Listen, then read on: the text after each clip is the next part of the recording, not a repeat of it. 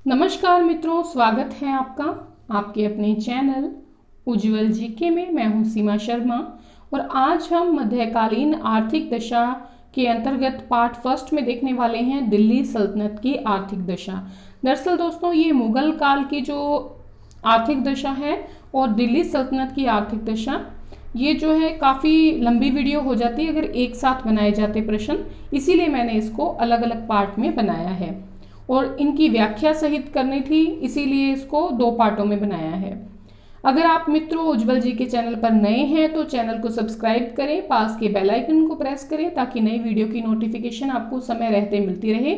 और अगर आपको जानकारी पसंद आती है तो प्लीज़ लाइक करें और अपने किसी एक मित्र में शेयर जरूर करें। तो चलिए पढ़ना शुरू करते हैं मध्यकालीन आर्थिक दशा, जिसके अंतर्गत दिल्ली सल्तनत की आर्थिक दशा का पहला प्रश्न है कि भारत में तुर्की सुल्तानों यानी कि दिल्ली सल्तनत की आर्थिक नीति किस पर आधारित थी। देखिए, जो दिल्ली की आर्थिक नीति थी वो हनफी विचारधारा पर आधारित थी।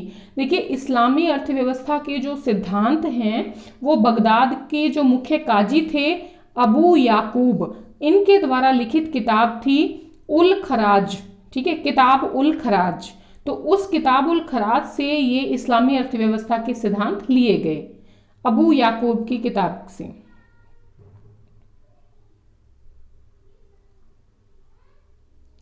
अगला प्रश्न है, दिल्ली सल्तनत काल में कितने प्रकार के कर थे। तो दिल्ली सल्तनत काल में जो कर थे वो 5 प्रकार के थे।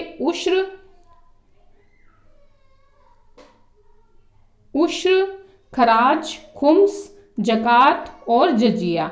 सबसे पहले हम उश्र की अगर बात करें तो ये जो उश्र था ये मुसलमानों से लिया जाने वाला भूमि कर था और ये भूमि कर जो था ये 5 से लेकर 10% तक लिया जाता था। उसके बाद अगर हम बात करें खराज की, तो जो खराज था वो भूमि का जो 1/3 या फिर 1/2 तक गैर मुसलमानों से लिया जाता था, जिसमें मुसलमान नहीं आते थे, बाकी सभी जो हैं वर्ग आते थे। मुसलमानों के अतिरिक्त खराज लिया जाता था गैर मुसलमानों से 1/3 से 1/2 तक। खुम्स जो था ये लूट या फिर खानों में जो खजाना मिलता था या खानों में जो आपके हिस्सा होता था और भूमि में गड़ा हुआ खजाना, ये सब जो है वो खुम्स होता था और ये राज्य लेता था इसका 1/5% भाग। ठीक है, 1/5 भाग तो लेता था राज्य खुम्स का और शेष जो 4/5 भाग था वो सैनिकों का उस पर अधिकार हो जाता था। ठीक है, फिरोज तुगलक को छोड़कर अलाउद्दीन खिलजी हैं, गियासुद्दीन तुगलक हैं और मोहम्मद बिन तुगलक, इन तीनों ने यानी कि आप सभी मान लीजिए लगभग इन सब ने क्या किया, 4/5 हिस्सा तो अपने पास रखा और शेष 1/5 हिस्सा सैनिकों को दिया। जबकि फिरोज तुगलक ने क्या किया, 1/5 हिस्सा राज्य का रखा और 4/5 सैनिकों को दे दिया खुम्स। अगर अब बात करें हम जकात की, तो देखिए जकात जो है मुसलमानों पर धार्मिक कर होता था जो कि 2 से 2.5% तक लिया जाता था और उन्हीं की भलाई पर उसको यूज किया जाता था। जजिया कर की बात करें तो ये गैर मुसलमानों से लिया जाता था और ये धार्मिक कर था। जजिया क्या था, धार्मिक कर था, गैर मुसलमानों से लिया जाता था और इसके बदले उनके जीवन की, उनकी संपत्ति की रक्षा की जाती थी और उनको सैनिक सेवा से मुक्त रखा जाता था। देखिए, जो फिरोज तुगलक थे उन्होंने ब्राह्मणों पर भी जजिया लगाया था और जजिया जो था वो औरतों से, बच्चों से, भिखारियों से, साधुओं से और पुजारियों से नहीं लिया जाता था, लेकिन फिरोज तुगलक ने ब्राह्मणों पर भी कर लगाया जजिया। और सबसे पहले अगर बात करें, जजिया जो है वो भू राजस्व का ही एक प्रकार था, मतलब भू राजस्व के साथ ही लिया जाता था जजिया, लेकिन बाद में इसे अलग कर बना दिया गया था। अगला प्रश्न है हमारा कि सल्तनत काल में भूमि कितने भागों में विभक्त थी। तो देखिए, भूमि जो थी वो 4 भागों में विभक्त थी। पहली थी अनुदान भूमि, यानी कि दान में दी गई भूमि जो होती थी और ये लगान मुक्त होती थी, इस पर लगान नहीं लिया जाता था। दूसरे नंबर की जो भूमि है वो है इक्ता भूमि, मुक्तियों या प्रांतपतियों के अधिकार वाली भूमि होती थी। ठीक है, मुक्तियों या प्रांतपतियों के अधिकार वाली भूमि इक्ता भूमि होती थी। इक्ता के बारे में आगे भी हम बात करने वाले हैं। अधीनस्थ हिंदू राजाओं के आधिपत्य में भूमि होती थी। ठीक है, तो उनसे भी क्या किया जाता था, कर लिया जाता था। और चौथे प्रकार की है खालसा भूमि, जिस पर केंद्र सरकार का नियंत्रण रहता था और यहाँ से जो लगान होता था वो सीधा ही राजकोष में जमा कर दिया जाता था। तो 4 प्रकार की भूमि थी, अनुदान, इक्ता, अधीनस्थ हिंदू राजाओं के आधिपत्य में, और खालसा भूमि। अगला हमारा प्रश्न है कि सल्तनत काल में भूमि की पैमाइश के आधार पर लगान लेने की पद्धति किसने अपनाई थी? तो सल्तनत काल में भूमि की पैमाइश के आधार पर जो लगान लेने की पद्धति अपनाई थी वो अलाउद्दीन खिलजी ने और मोहम्मद बिन तुगलक जो हैं, इन दोनों ने ही ये अपनाई थी। देखिए बाकी जो है सुल्तान वो पैदावार का अनुमान करके ही लगान निश्चित कर देते थे, जबकि इन दोनों ने क्या किया था कि भूमि की पैमाइश के आधार पर लगान निश्चित किया था। अगला प्रश्न है सल्तनत काल में ख्वाजा के पद का निर्धारण किसने किया? तो देखिए ख्वाजा के पद का निर्धारण जो है वो किसने किया था, वो बलबन ने किया था, और 1269 में किया था। ठीक है,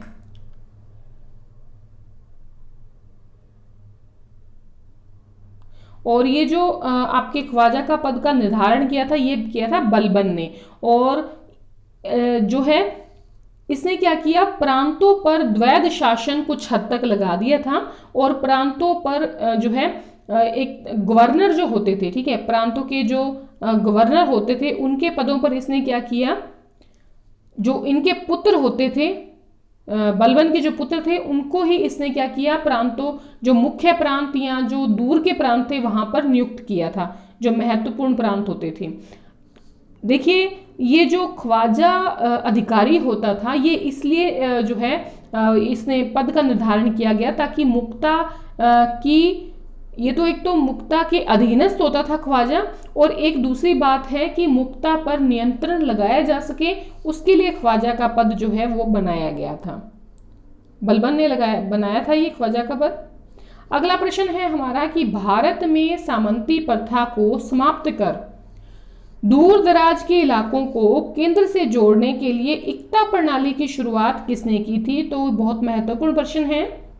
देखिए इक्ता या अक्ता शब्द एक ही बात है, कुछ अक्ता कह देते हैं कुछ इक्ता कह देते हैं, ये अरबी शब्द है। ठीक है, और इसकी सबसे पहले जो शुरुआत की है वो इल्तुतमिश ने की है दूर दराज के इलाकों को केंद्र से जोड़ने के लिए। वैसे भारत में अगर शुरुआत की बात करें तो मोहम्मद गोरी ने शुरुआत की थी, लेकिन आपके दूर दराजों को इलाकों को जोड़ने का काम किसने किया था, इल्तुतमिश ने किया था, और इसको ठोस प्रणाली के रूप में भी किसने किया था, इल्तुतमिश ने किया था। इसीलिए इक्ता प्रणाली जो है इल्तुतमिश से जोड़ी जाती है।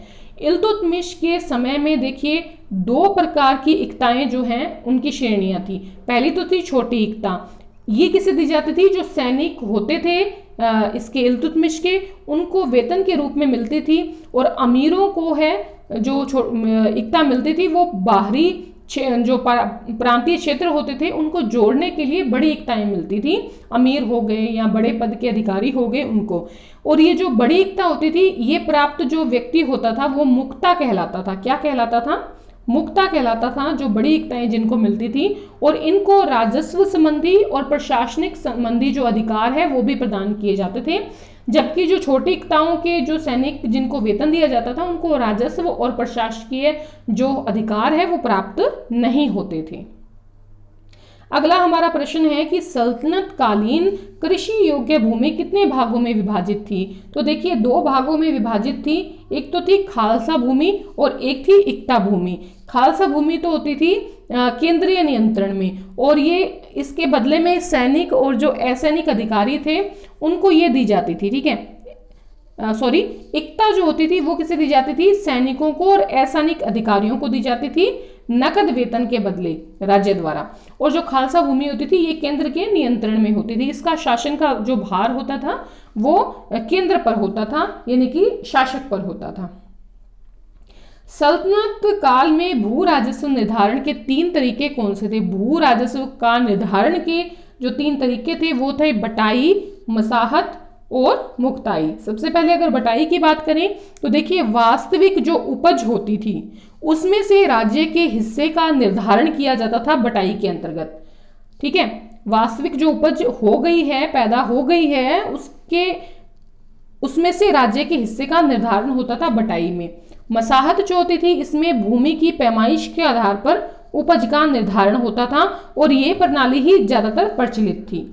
उसके बाद है मुक्ताई। जो मुक्ताई होती थी, ये हिस्सा बांट प्रणाली पर आधारित थी और आप ये मान सकते हैं कि ये मिश्रित जो है तरीका था भू राजस्व निर्धारण का।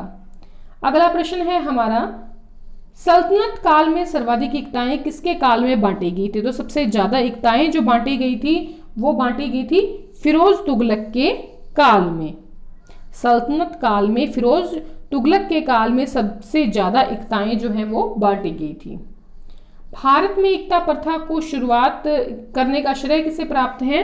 तो मोहम्मद गोरी को प्राप्त है, लेकिन इल्तुतमिश ने ठोस रूप प्रदान किया था, दूर दराज के इलाकों को भी इसमें शामिल कर लिया था। अलाउद्दीन खिलजी ने राजस्व की वसूली के लिए किस विभाग की स्थापना की थी? तो मुस्तखराज नाम का एक विभाग था जिसकी स्थापना उसने किस लिए की थी? ताकि जो राजस्व की वसूली है वो सही तरीके से हो सके। दिल्ली सल्तनत का वह पहला सुल्तान जिसने सिंचाई के लिए नहरें खुदवाई? तो गयासुद्दीन तुगलक जो था उसने क्या किया था? पहला सुल्तान था दिल्ली सल्तनत का जिसने सिंचाई के लिए नहरें खुदवाई थी।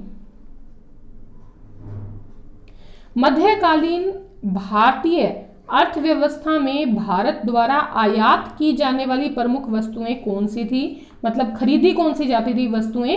तो घोड़े हैं, बहुमूल्य धातुएं हैं, सोना है, चांदी है, इन सबको क्या किया जाता था? खरीदा जाता था, आयात किया जाता था।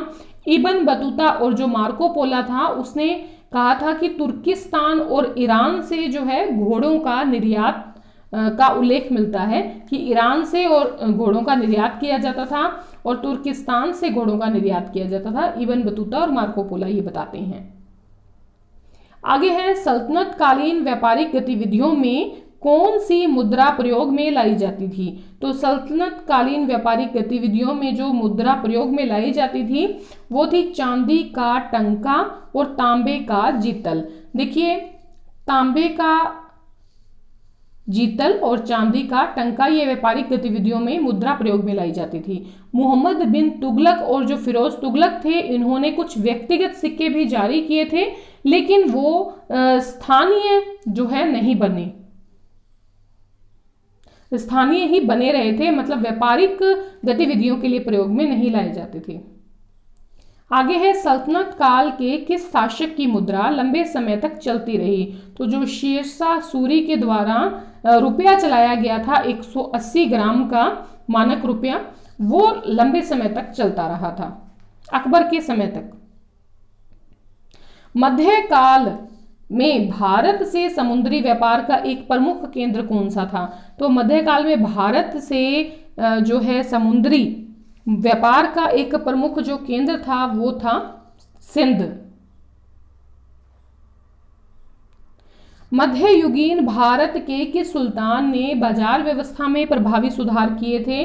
तो अलाउद्दीन खिलजी जो था उसने बाजार व्यवस्था में प्रभावी सुधार किए थे, लेकिन ये सुधार किस लिए किए गए थे ये भी आपको पता होना चाहिए। इसकी जो सेना थी काफ़ी लंबी चौड़ी सेना थी और वो चाहता था कि मैं पूरे विश्व को विजयी करूं। बाद में उसने अपना ये निर्णय जो है त्याग दिया था, लेकिन अपनी लंबी चौड़ी सेना को जो है खर्चे से बचाए रखने के लिए, मतलब अर्थव्यवस्था सही बनी रहे दिल्ली सल्तनत की, उसके लिए अलाउद्दीन खिलजी ने क्या किया था? बाजार व्यवस्था में बहुत ज़्यादा सुधार किए थे।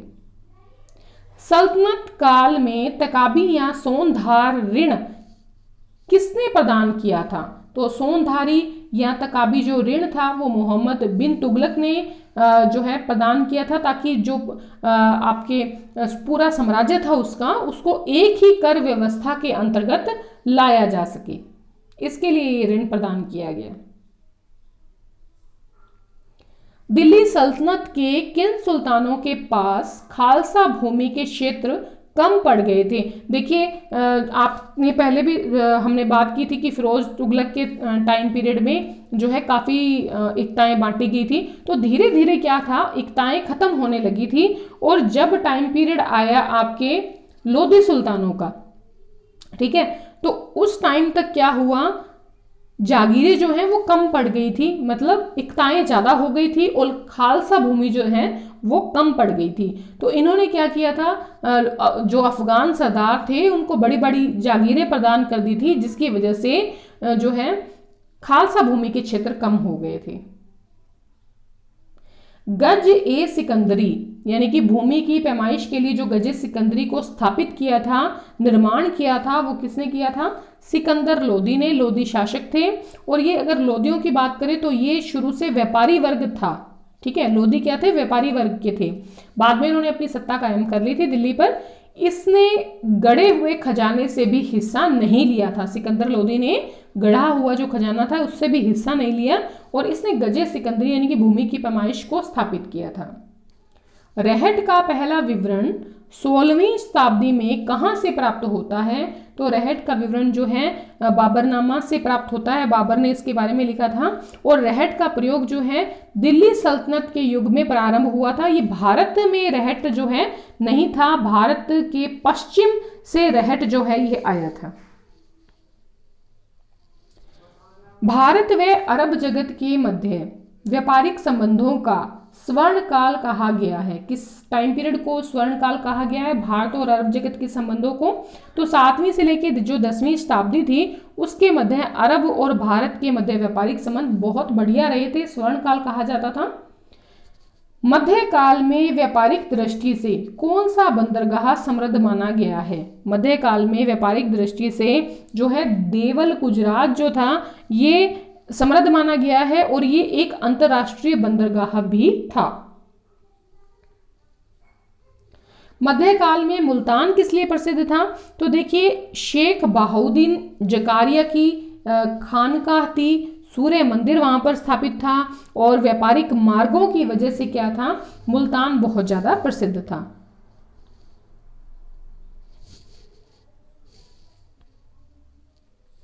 मध्यकाल में बनारस किस लिए प्रसिद्ध था? तो ये विशेष प्रकार की पगड़ियों के लिए प्रसिद्ध था। बंगाल किस लिए प्रसिद्ध था? देखिए, बनारस तो पगड़ियों के लिए था, और बंगाल जो है चावल और रेशम के लिए प्रसिद्ध था। देखिए, एक चीनी यात्री हैं माहुआन, क्या नाम था? माहुआन। ये जो चीनी यात्री हैं ये बताते हैं कि रेशम के जो कीड़े हैं वो पाले जाते थे कहाँ पर? बंगाल में, और चावल और रेशम जो है यहाँ पर खूब पैदा होता था।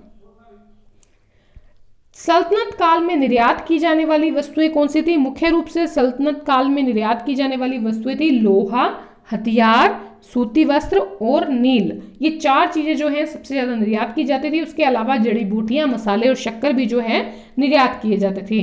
नील की बात करें तो लाहौर और जो बयाना था, राजस्थान का बयाना और जो लाहौर है वो नील के लिए काफी प्रसिद्ध था। किस शासक के सिक्कों पर लक्ष्मी की आकृति अंकित मिलती है? तो देखिए, मोहम्मद गोरी जो हैं इनके सिक्कों पर लक्ष्मी की आकृति जो है वो मिलती है। देखिए, बात ये थी कि प्रारंभ में जो दिल्ली के सुल्तान होते थे उन्होंने भारत में जो सिक्के प्रचलित थे उन्हीं सिक्कों को अपना लिया था। जो प्रारंभिक दिल्ली के सुल्तान थे, मोहम्मद गोरी हो गए, आपके कुतुबुद्दीन ऐबक हो गए, इन्होंने क्या किया था, स्टार्टिंग के जो टाइम पीरियड में वही सिक्के अपना लिए जो चल रहे थे, बस उसमें बदलाव ये कर दिया कि उसमें अपना नाम भी जोड़ दिया और साथ में जो हिंदू देवी देवता हैं इनको भी रखा। तो मोहम्मद गोरी का जो सिक्का मिला है उसमें एक तरफ मोहम्मद गोरी है और दूसरी तरफ मतलब उसकी आकृति है और दूसरी तरफ लक्ष्मी की आकृति है। एडवर्ड टॉमस ने धनवानों का युवराज किसे कहा है? तो धनवानों का युवराज जो कहा गया है वो कहा है मोहम्मद बिन तुगलक को। क्यों कहा गया है? देखिए, क्योंकि मोहम्मद बिन तुगलक जो थे इन्होंने मुद्रा से संबंधित कई महत्वपूर्ण जो है प्रयोग किए थे, और उसने सोने का एक सिक्का भी चलाया था जो कि दिनार था। ठीक है, दिनार चलाया था उसने, सोने का सिक्का। मोहम्मद बिन तुगलक ने अदली नामक सिक्का चलाया जिसका वजन कितना था? इसका वजन जो था वो 140 ग्रेन चांदी के बराबर था, और ये सोने और चांदी के सिक्कों के बदले चलाया गया था। अद्धा एवं बिख नामक सिक्के चलाए। किसने चलाए थे अद्धा एवं बिख नामक सिक्के? तो फिरोज तुगलक ने अद्धा एवं बिख नामक सिक्के चलाए थे। अब हम बात करेंगे अमलाक की। अमलाक या जिसे मिल्क भी कहा जाता था, ये ऐसी भूमि होती थी जो दान में दी जाती थी, धर्म संबंधी भूमि होती थी जो कि धर्म गुरुओं को दान में दी जाती थी और ये वंशानुगत होती थी। मिलान करना है, देखिए इतलाकी सुल्तान द्वारा प्रबंधित भूमि, बिल्कुल सही। इतलाकी भूमि होती थी सुल्तान द्वारा प्रबंधित भूमि। लिबायच जो है वो रुई भरी पोशाक होती थी, लिबायच कहलाती थी। हुलिया सैनिकों का पूरा विवरण रखना हुलिया कहलाता था। मुशरिफ गांवों में किसानों से भूमि कर वसूल करने वाला जो अधिकारी होता था वो मुशरिफ कहलाता था। तो मित्रों, इस प्रकार आज हमने जो है व्याख्या सहित प्रश्न देखे हैं। आशा है आपको वीडियो पसंद आई होगी। अगर आपको पसंद आई है तो लाइक करें, अपने एक मित्र को शेयर जरूर करें। धन्यवाद।